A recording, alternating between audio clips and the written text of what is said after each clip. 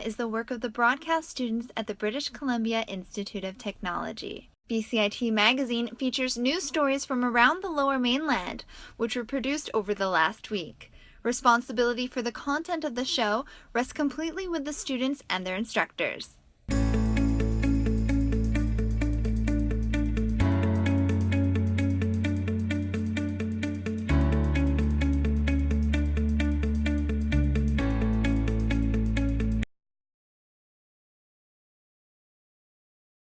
Coming up on BCIT Magazine, pot activists protest legalization. An art society is at a risk of closing.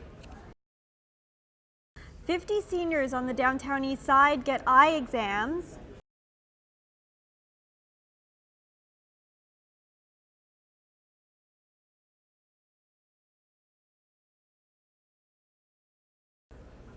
Welcome to BCIT Magazine. I'm Tiffany Goodwein. And I'm Ciara Yaschuk.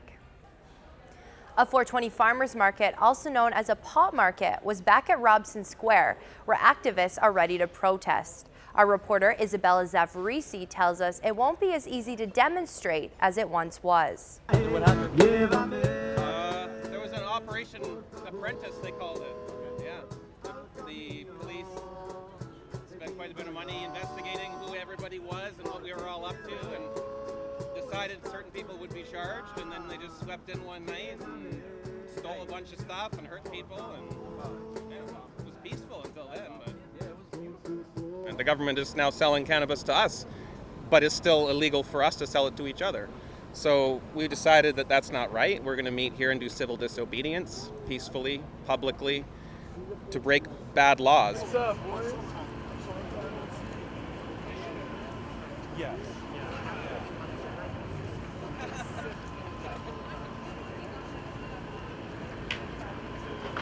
I don't have a building I can sell from. Almost no one does. What we do is not being legalized. What we do is still going to end up with us getting thrown in jail. The market behind me was shut down just 2 months ago by the VPD during Operation Apprentice. Many of the farmers who used to sell here can no longer show up due to being red zoned.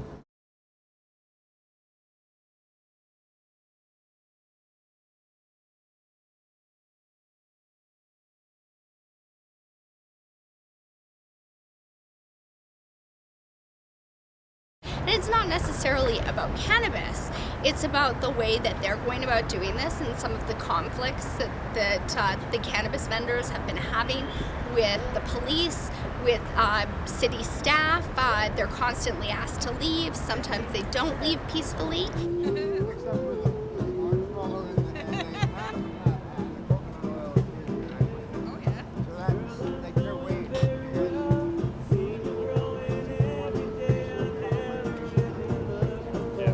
Our reporter Isabella Zavarisi joins us from City Hall. Isabella, has the city received pushback from the public about the market?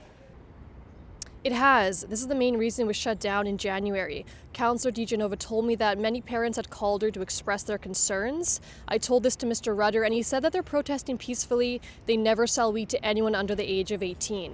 What exactly do these activists and vendors want? Well, they want a free market. They want to do what they're doing now and not be penalized for it. What Councillor DeGenova told me is that there are other vendors in the area, such as food trucks, who pay a license to be in that space, and that if these vendors want to be there, they need to do the exact same thing. Back to you. The number of illicit overdose deaths has gone up by 25% in January compared to December. About 125 people are believed to have died from street narcotics or prescription medication in January. The Vancouver Art Society is at risk of closing if it doesn't find a new space. My co-anchor, Tiffany Goodwein, reports it serves as another example of a tight real estate market. From the previous space, the city kicked us out 3 times over a 6-month period.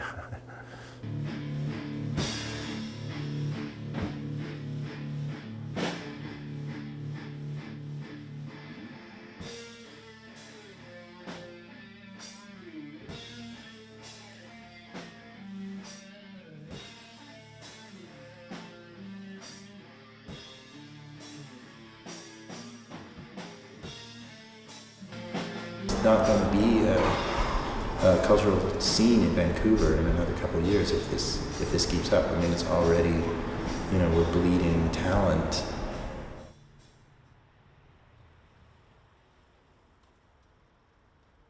There's a lot of buildings that are empty are not for lease, even. They don't care.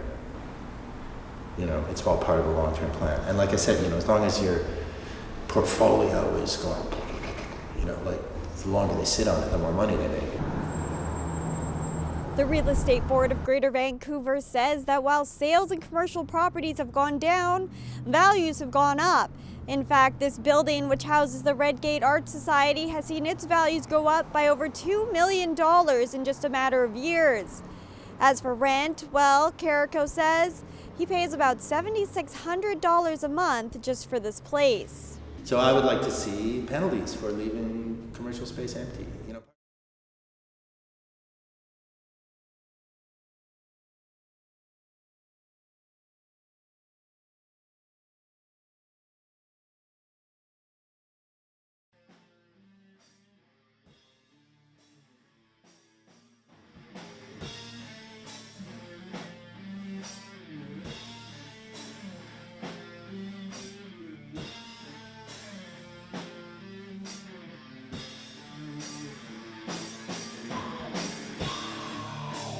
Protesters are trying to stall the Trans Mountain Pipeline by preventing trees from being cut down.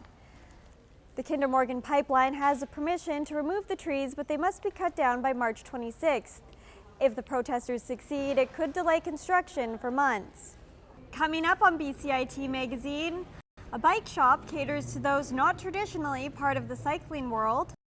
And women learn moves for safety.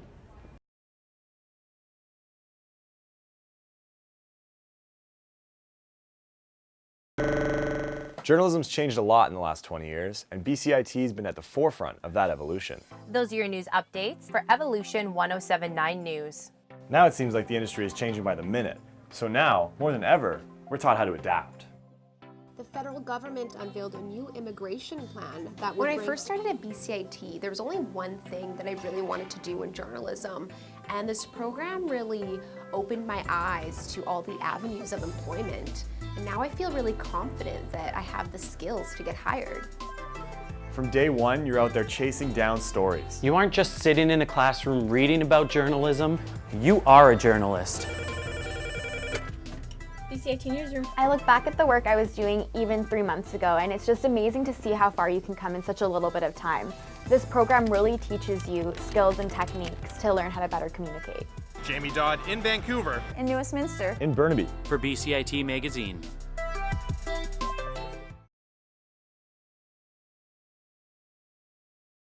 Welcome back to BCIT Magazine. A local bike shop has created an inclusive environment where cyclists can learn to tune up their own bikes. Isabella Zavarisi has the story.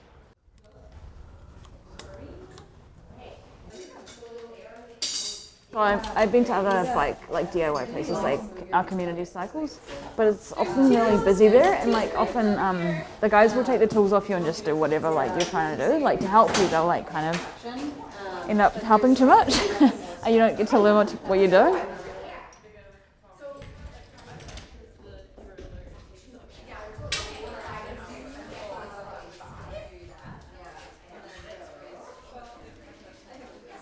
A lot of people find that the biking world can be dominated a lot by straight, heterosexual men.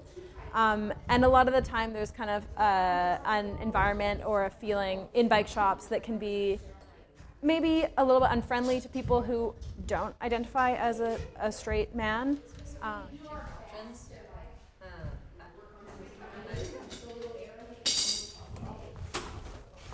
Are there any of these bikes that we could talk to? It's really inclusive. Everyone is very welcoming. You learn a lot. People are very open to teaching you. I feel very, very much at home. So I think that's very empowering. We have people come in that have never really felt that they knew anything about bike mechanics, and they didn't feel like they had the knowledge to go ahead and work on their bike themselves. But once they bring their bike in here and there's a lot of volunteers around to help them out, they can ask lots of questions in a really non-threatening environment. they realize that they actually can figure a lot of the stuff out for themselves, which is pretty cool.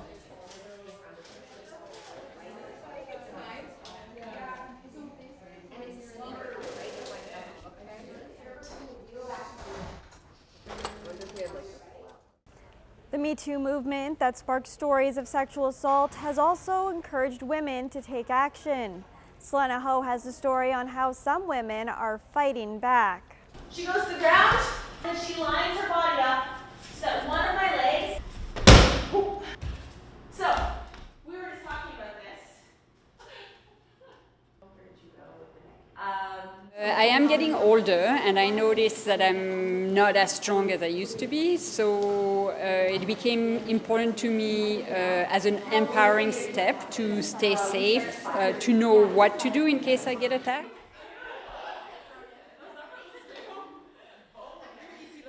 But it made me think of safety, personal safety, and how it's important.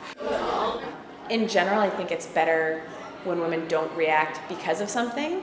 But if we can have women always out there seeking ways to make themselves feel safer and gain knowledge in self-defense, then it's better overall.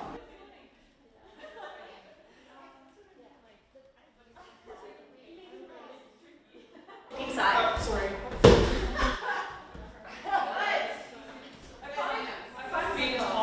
We are now joined by our reporter Selena Ho. So Selena, for those people who live outside of Vancouver, what other places offer self-defense classes?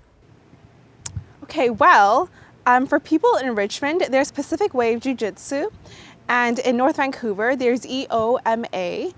In Surrey, there's Shaolin Kung Fu Academy, and for all elsewhere, Wenlido, WEST, will travel directly to you. So Selena, can you give us an update on the local Me Too movement? Well, earlier this week, the hashtag How I Will Change conference was held in Vancouver, which addresses men's accountability in the movement. And the nonprofit organization Women Against Violence Against Women is sending a petition to John Horgan asking for more government funding for women's centers. Back to you.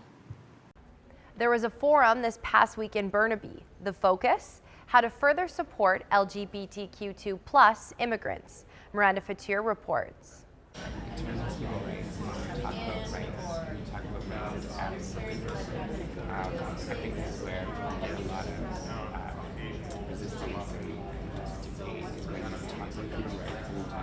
bit of a break.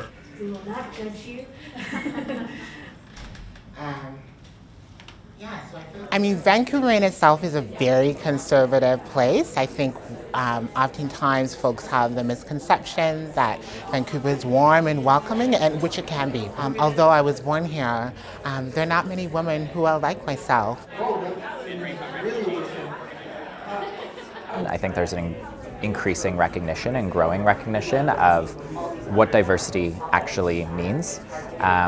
And that pertains to sexuality and gender, but I also think there's lots of really great conversations that are happening about access and ability, about race, about economic status. During the break, we're going to play some videos from Soji. Chances are Soji wants you to read my answer right after.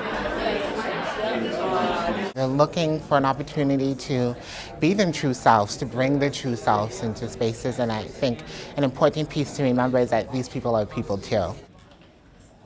Step 3, sign it, and then introduce yourself and explain your drawing to 2 new people. These can be folks around.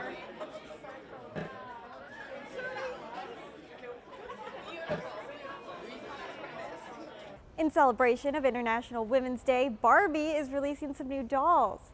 17 dolls have been replicated into new Barbies. Some of the inspiring women figures include pioneering aviator Amelia Earhart and NASA mathematician Katherine Johnson.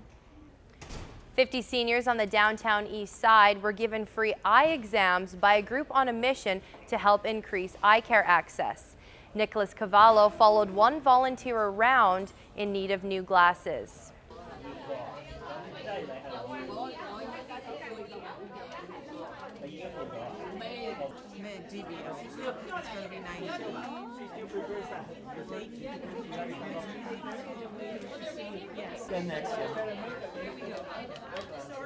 Hey, hi. No worries. No worries.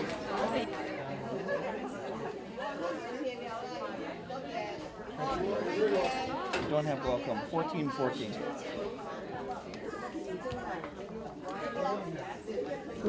And so I feel really grateful that I can kind of help to make it a little bit better, even with my limited knowledge of Cantonese or Mandarin. And, you know, even with sign language, I could help because I understand what you know, the people who are running this event are trying to do.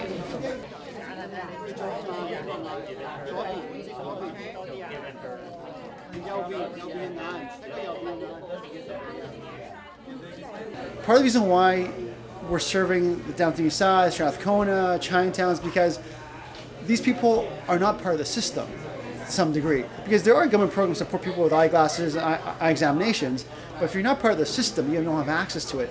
Literacy could be an issue, language could be an issue. Lines are at 90. Okay. So that's how you know, right? So this is, now we're getting somewhere.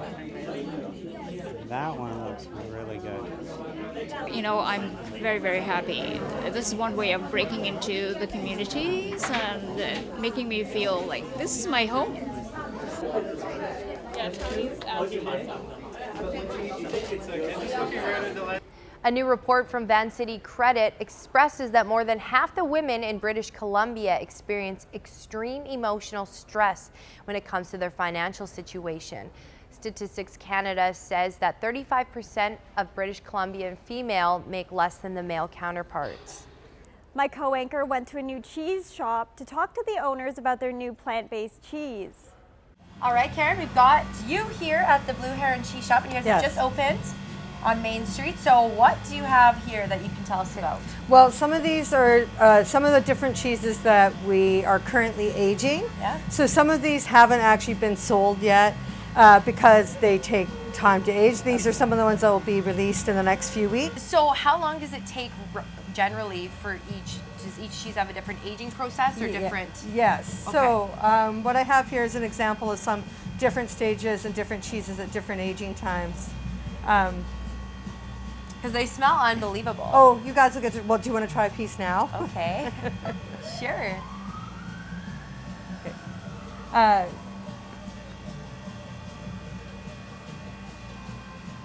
That's so good. It does have the same texture. A little bit, Totally. but it's a little bit of a lighter, and it disappears a little more quickly. Coconut milk in here? Yes. Yeah, you can totally taste the coconut. Well, that's because it's still young. As it ages, that changes quite a bit. And why does that change? Because the microbes digesting the proteins and the carbohydrates create acidity and texture, and so that changes flavor. Okay. So, and that's actually the same premise in dairy cheese making as well, is that the microbes digest proteins and carbohydrates in the dairy and change the texture. So like you had mentioned too, this is very ideal for people that are lactose or have those allergies. Yeah, I mean, obviously we use nuts, so for people with nut allergies, that's a different issue. But for people who are allergic to casein, that's the protein in dairy, or people who are lactose intolerant, they can eat. Yeah, and as so most human adults lose the enzymes that digest lactose by the time they're adults. So this is another cheese that's aging. This is we call it our Shore. It's a pink peppercorn and caraway seed. You can see the color, like it's a lighter and darker. Yeah. Because where it's been on the aging mat, that's where moisture is starting to come through. Okay. So it's the kind of cheese, if you just saw that, you'd think, oh, that's ready. But then you flip it, and we flip them every day, then you can still see moisture showing up where the slats were putting pressure on the cheese. Totally, it's totally different colors. Exactly. Yeah. So I keep flipping and turning this until you can no longer see those moisture elements. Okay. I do the same thing that I did with this one, is I wash it with a salt wash, and that allows the rind to cure. And what that does is protect the cheese on the inside. Okay, this is unbelievable. Hopefully, when are you guys open on the weekends? Saturday, one day a week right now until we can meet full capacity, which is a challenge. Last weekend we sold over 300 pieces of cheese. So, oh my gosh. So it's not like we don't have a lot of cheese, it's that the demand is really high. Awesome, well thank you so much, Karen. No problem. This is unbelievable. Up next on BCIT Magazine, the best high school band in BC is announced. And the ups and downs of the 90th Academy Awards.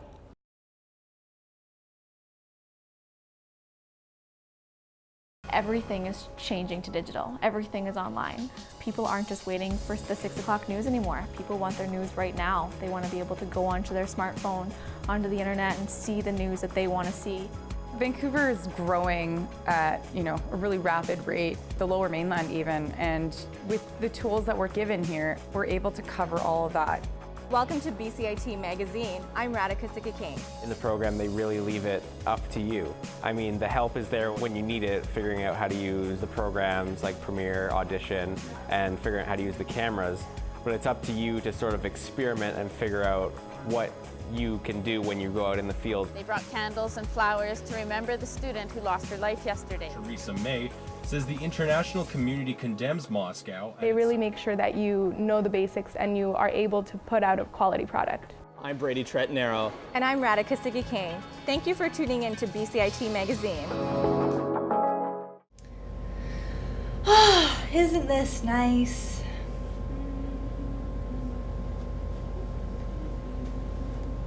Cheyenne, what are you doing? Getting ready for spring break. Sun, relaxation, adventure. Oh, who am I kidding? There's nothing to do here for spring break. What are you talking about? There's plenty of things to do around here. For instance, Shred for a Cause is happening every Monday until March 26th at Mount Seymour. From 5:30 until 10 o'clock, women can come and ski and snowboard for only $15. Half the proceeds go to the Bloom Group, which supports women's shelters. Well, I guess, but there's nothing cultural to do. I want to experience a new culture, Nick. What about the Fire Festival? The what?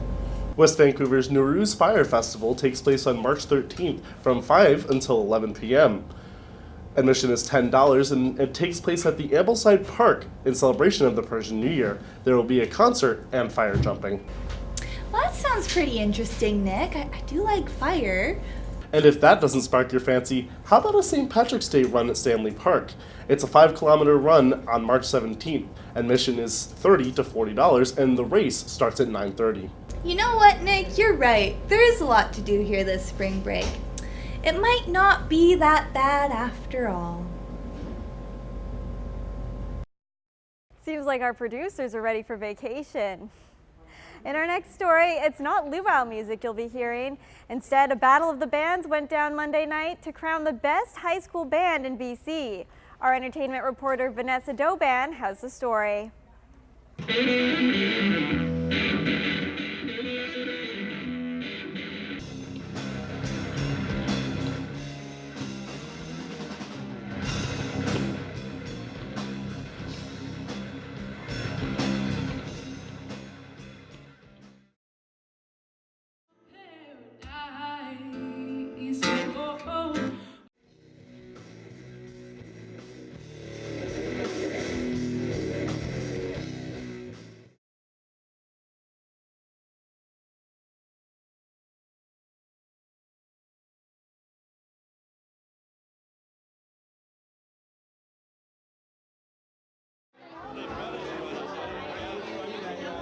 From Maple Ridge, Strange Ways.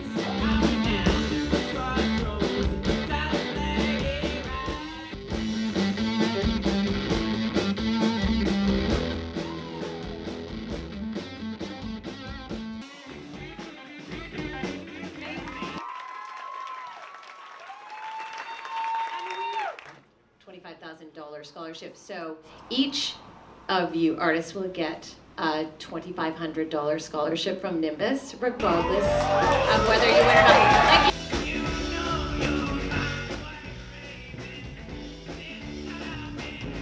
Yeah, it's still very good.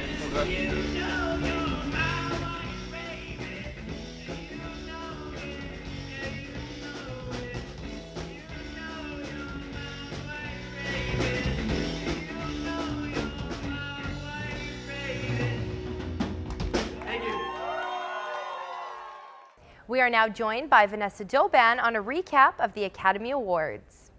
Thanks, Ciara. Hollywood's biggest night saw historically low ratings this year for ABC. The The 90th Annual Academy Awards drew in 26.5 million viewers, but that's still 20% less than last year.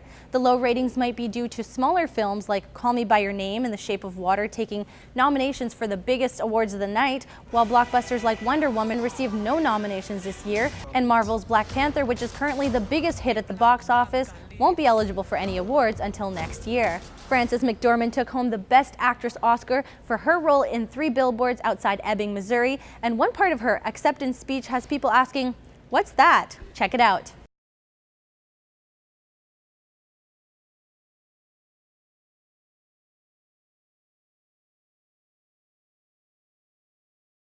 McDormand said she herself didn't know what an inclusion rider was until about last week. So what is it? Let's break it down. An inclusion rider is a clause that an actor and actress can put in their contract that demands that at least 50% of the cast or crew of their film is a woman or a person of color. And Jennifer Garner was also at the Oscars, and she found herself going viral. Some users on Twitter took advantage of the dramatic clip, asking, "What realization did Jennifer Garner just come to?" And former SportsCenter host Jameel Hill tweeted, "When you're having a good time and forgot to thaw out the chicken for your mama." Maybe she just learned what an inclusion rider is. That was your Oscars recap. Back to you. Also in entertainment, Betty Veronica, Archie, and Jughead are headed to Bollywood. Archie Comic and Graphic India are teaming up to create a Bollywood-style film that reimagines the American teens as Indian characters. A release date has not been announced. If you have any questions regarding the show, you can contact us at bcit-broadcast.com or bcitbroadcastnews.ca. Thanks for watching BCIT Magazine. I'm Ciara Yaschuk. And I'm Tiffany Goodwein. We leave you now with a look at the winner of the Battle of the Bands. So I can't figure him out, but he draws me in. He doesn't say much, but when he speaks, every drop of his words lingers dangerously, and he